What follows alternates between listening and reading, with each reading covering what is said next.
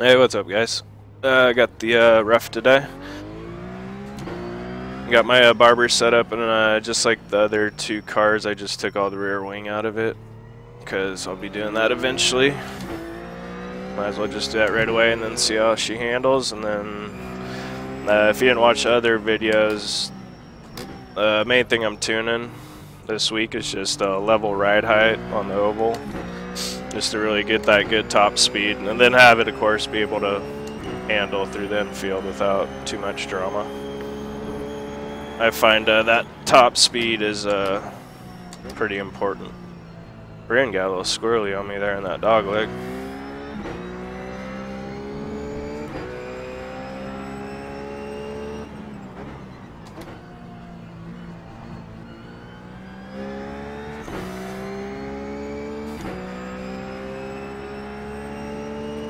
Ooh, I almost forgot to record my telemetry.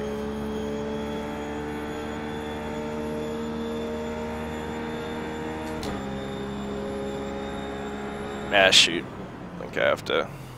some reason the button to map telemetry isn't mapped.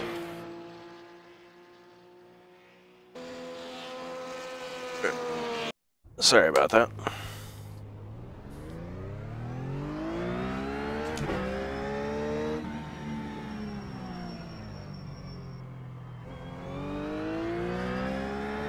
I think I did that in the McLaren video.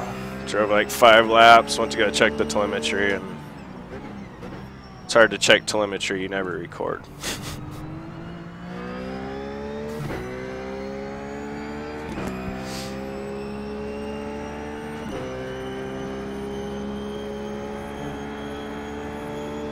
Yep, getting that rear end got a little loose through there.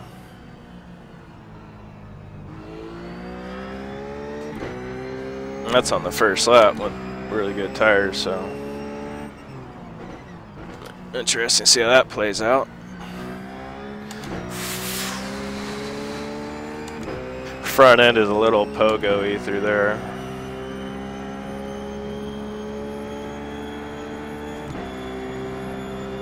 Front left just kind of felt really light and it was bouncing up and down.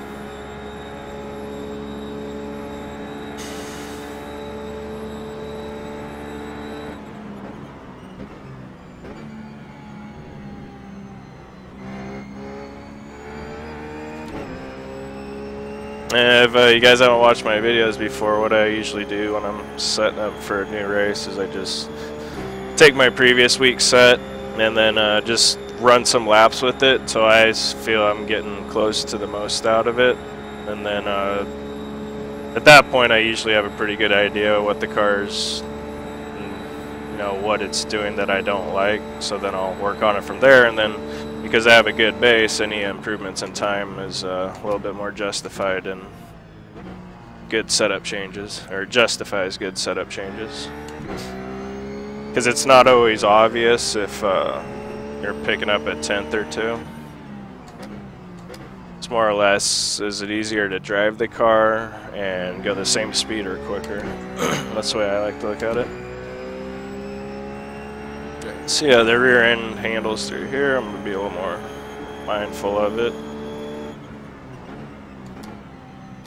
I wanted to come around. It's right on the edge, but I was being very, very smooth with my steering.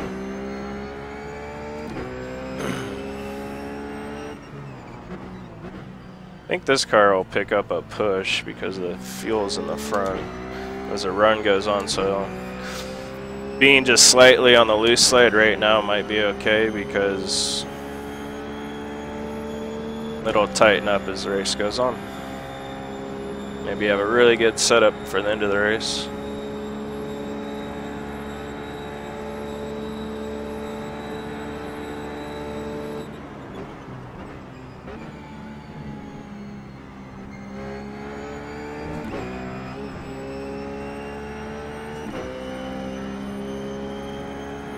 So yeah, these first couple laps I really just work on braking points and what gear I should be in for what corner, just the fundamental stuff, and then start paying attention to the setup and seeing what it's doing that I don't like, and then work on that once I feel I'm got the most out of this.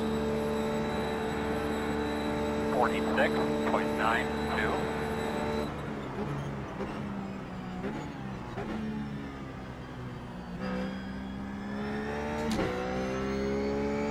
Might be just a little bit too much front brake bias.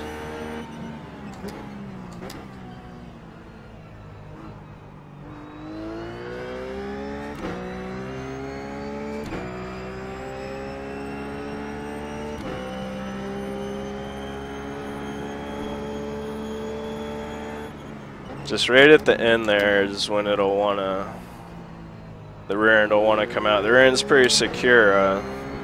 In the middle and the beginning of the corners, the end it'll wanna snap around.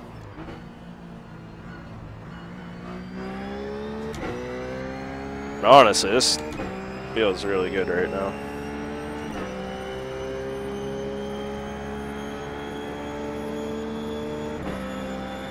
This might be one where, like the other ones, I basically just change the ride height and leave it alone. And that's another thing I like about working on my own car is because I'm just carrying over setup from a previous week, it's obviously something that worked for me, so it's something I'm gonna relate to.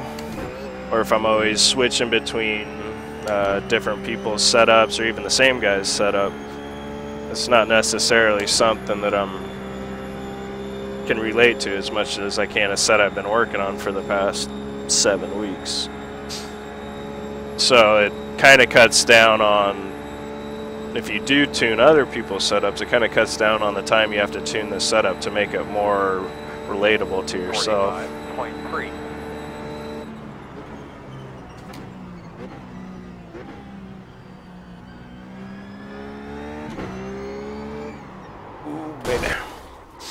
Yeah, I was on the edge there. Alright, well, take this opportunity to go, and I was always calling it Motec in the other videos. It's actually Atlas by McLaren Systems. But unfortunately, you guys can't see that right now.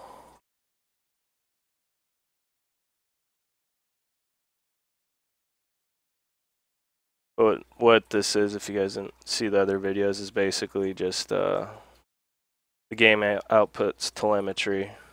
And I'm looking at the ride height telemetry, and I'm looking at, there's 4 different values or data points. The left front, left rear, right rear. And this car looks pretty doggone even. The front right now is 0.003 above the rears, basically. Plus or minus 1. So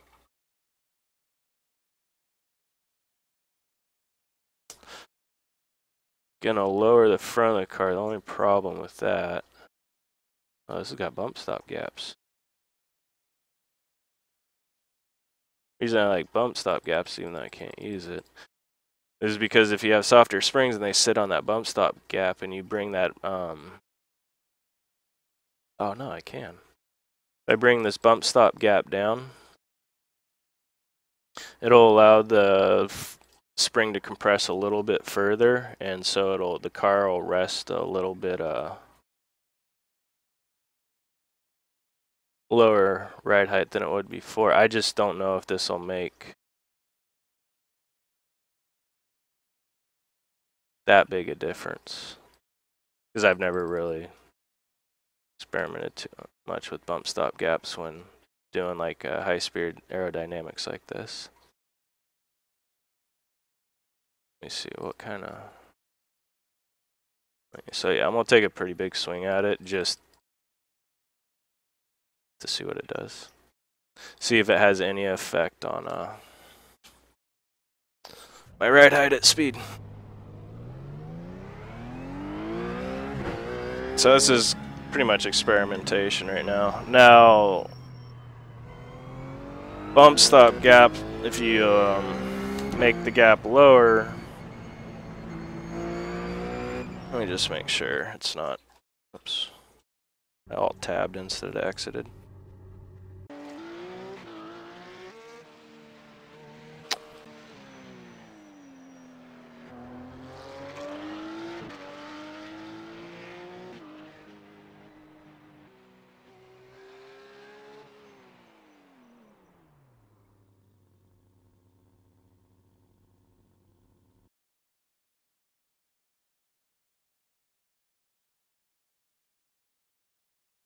Okay, I think I was thinking of it backwards. I was thinking of this number was like the bump stop to say the lower or the top of the spindle. But it's the other way around. It's actually the distance of, I guess just think of it as the distance of shock travel. Because if we bring this up, then the shock deflection should go up. But it didn't. Okay, whatever. But yeah, that is the maximum travel. So that's like kind of like the spring perches. The higher the number, the lower the car will be. So we can't do that. So now we'll go to spring perch. Spring rates. Can't go lower at the spring rates. That'd make a softer front end. So front end would go a little bit lower when the downforce is pushing on, but we can't do that. So I'm just going to go up with the spring perches, which actually lowers the car. 3 clicks. Oh.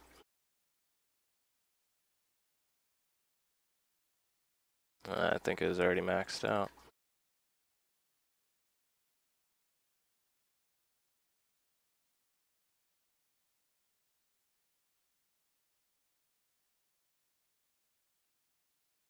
Alright, so that means now I gotta go up with the back of the car, and I'm not too excited about that.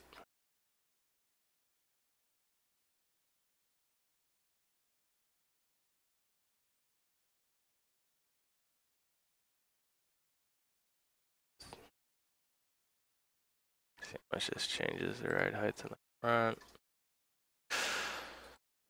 Just not too excited about it because the rear end was already kind of loose, so you make that rear end a little bit taller, it creates a higher center of gravity, and the car will want to roll more, and the rear end won't want to behave as much. It'll just be have more oversteer.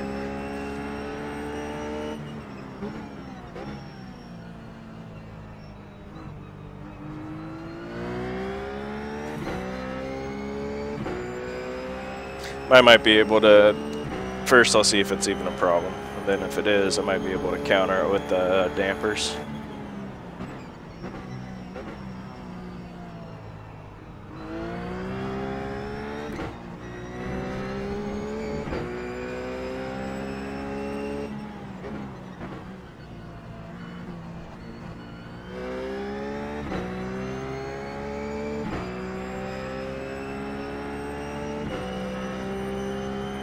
Also interested to see what the top speed on this, because I think the McLaren's top speed was like 262 kilometers. The Ford was like 266 or 267. That thing was fast in a straight line.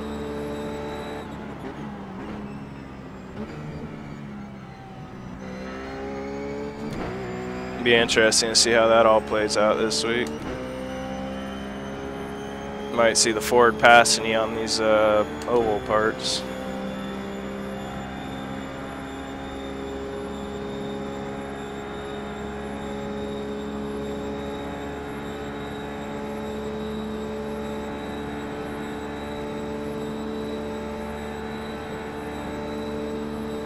This is about as fast as the Ford, actually. I think they're almost identical in top speed. Like I saw 266 before I had to brake.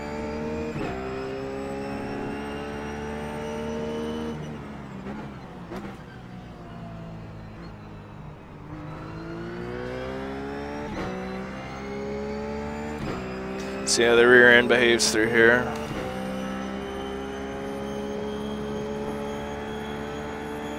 That's weird. Actually feels more secure. Didn't expect that.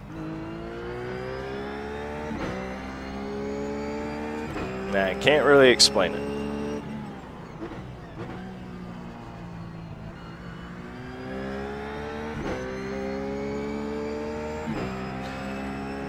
Other than if you increase the ride height, it increases the travel for the spring. So in effect, it kind of takes some preload out of it and kind of makes it, in a sense, a little bit softer spring, which can help with grip in the rear. But that's the only thing I can really think of why that would actually help. Maybe the rear end was just a little too bound up.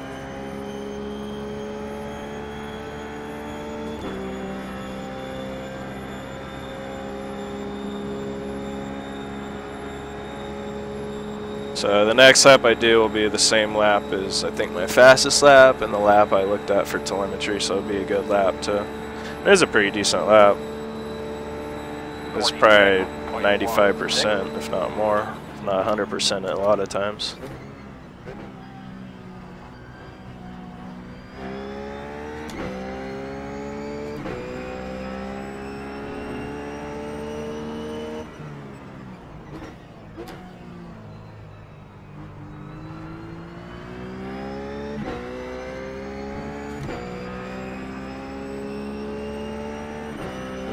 Turn a little more aggressive through here, just see if it unsettles. Wow, that's a lot better. Alright, so that's a nice byproduct of trying to get a level ride height, and wasn't expecting it, but I'll take it.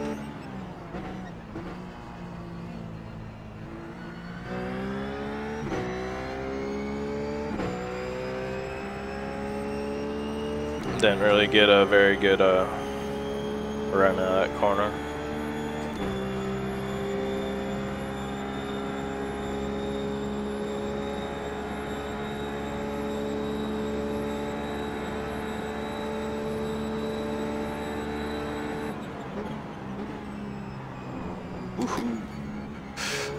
This broke a little too late. Went in there real hot. Love this V2 wheel, man. This thing is so easy to save a car now. Or it's more natural. So it looks like our top speed is just a little bit better, because both times before these big long straightaways, I actually came out of the corner slower, and then the tab ticker went from like red to neutral and then just barely a shade of green.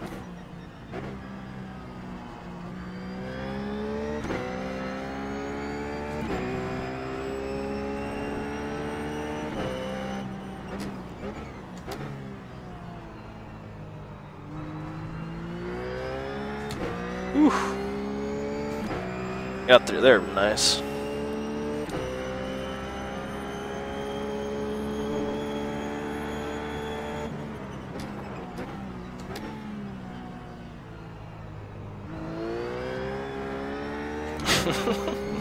This wheel spin, little counter power slide out of there. And I swear most of this is because of the wheel. Just really being able to feel what the car is doing. Man, I got a horrible exit out of that corner.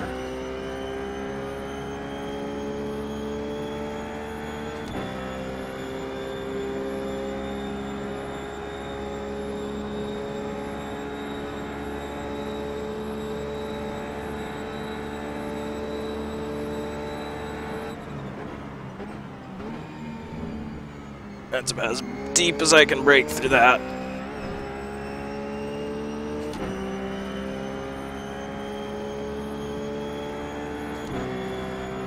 I don't know, I think the Ford's going to be pretty competitive this week just based on off my times.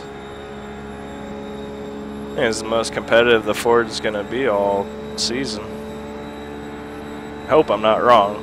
I might be, but I hope I'm not. 45.13. I'm not going to... This is a corner you kind of have to really pay attention to the car in. Just the whole time. I wouldn't say the car's nervous, it's just if you're not really paying attention, it's going to bite you. This corner of the car feels good and can be, as I was saying, got a little cocky. It's just going to, I was about ready to say is you can be super aggressive on the gas, and I was just going to power slide it out, but bit off a little bit more than I could chew. Alright, I'm actually just going to call it, because it feels pretty doggone good. It's a great baseline.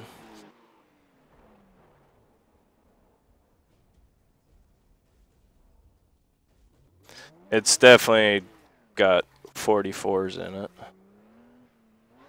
But like I do before my other races, I'll probably put like another 20, 30 laps in before I get out there and actually start racing. So I can get all the muscle memory and all that fun stuff down. But all right, yep, that's it. Till next time, guys.